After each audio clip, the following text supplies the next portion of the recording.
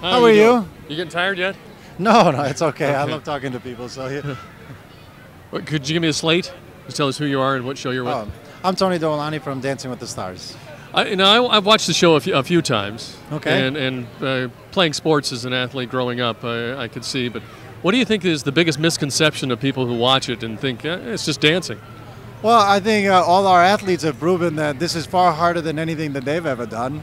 Actually, Ty Murray was very funny. He said, I'm a bull rider, but don't ever get into a fight with a dancer. You might beat them, you might be stronger than them, but they'll definitely outlast you.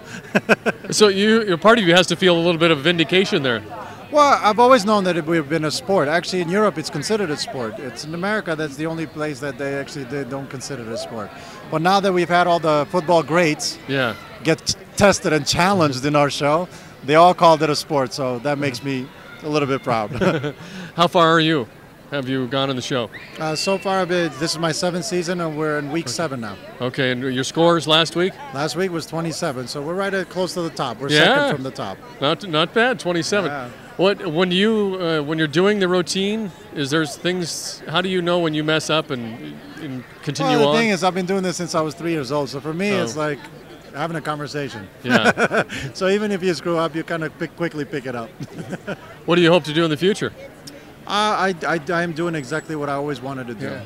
Dance through life. I suppose that this whole television thing has opened up some other avenues? Well, the television thing has opened up some other avenues, but my biggest idol was Fred Astaire and Ginger Rogers. Oh, okay. To have a little taste of what they went through, it's quite an accomplishment for me.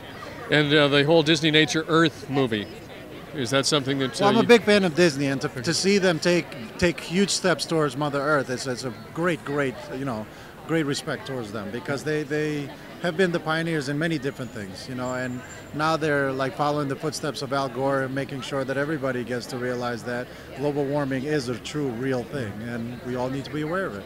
Out of the 3 families, which one's your favorite? We've got the polar bears, the whales, and then the elephants. Polar bears. Polar bears, because the ice is melting, and they have no place to be.